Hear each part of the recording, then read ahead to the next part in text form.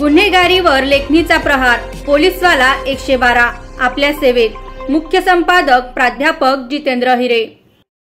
महावितरणच्या तारा चोरी प्रकरण जिल्ह्यात मोठ्या प्रमाणात घडत आहेत। या गुन्ह्यात ताबडतोब गुन्हे नोंदवा, तसंच यावर आळा बसवण्यासाठी मोठी कारवाई करावी असे निर्देश पोलीस प्रशासनाला पालकमंत्री गुलाबराव पाटील यांनी दिले। तसेच जिल्ह्यातील 360 जलजीवन योजनेची कामे झाली असून त्यांना तात्काळ वीज जोडण्यात याव्यात।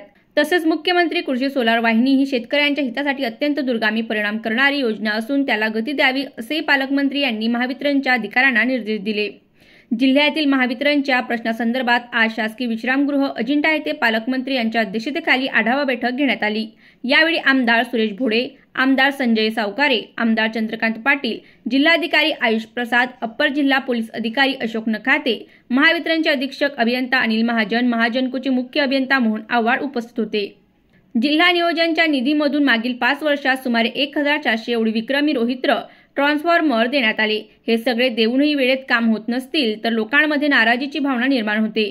त्यामुळे महावितरणने आपल्या कामात झपाट्याने बदल करावा आणि जिल्ह्यातील सगळी प्रलंबित कामे पूर्ण करावीत असे सांगून जिल्ह्यातील शेतकऱ्यांसाठी लागणाऱ्या डीपीसाठी वितरण पेट्या आणि कटआउटचे प्रस्ताव, जिल्हा नियोजनासाठीचे प्रस्ताव पाठवण्याच्या सूचना करण्यात आल्या। सध्या पावसाळ्याचे दिवस सुरू असून गावागावात तारा लोंबकळत असल्याचे चित्र आहे, त्यामुळे त्या अधिक धोकादायक आहेत। त्या तात्काळ दुरुस्त करून घ्यावेत, तसेच जीर्ण झालेले पोल बदलण्याची कारवाई करावी असे निर्देश देऊन जिल्ह्यात विजेमुळे मयत झालेल्यांना तसेच गंभीर दुखापत झालेल्यांना तात्काळ नुकसान भरपाई द्यावे असे आदेशही पालकमंत्री यांनी यावेळी दिले। आमदार सुरेश भोळे, आमदार संजय सावकारे, आमदार चंद्रकांत पाटील यांनी महावितरण संदर्भात उपस्थित केलेल्या प्रश्नांच्या अनुषंगाने सविस्तर चर्चा झाली।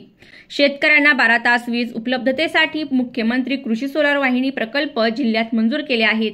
त्या प्रकल्पाचे भूमिपूजन किंवा उद्घाटन स्थानिक आमदारांना सोबत घेऊन करण्याच्या सूचनाही यावेळी पालकमंत्री गुलाबराव पाटील यांनी दिल्या।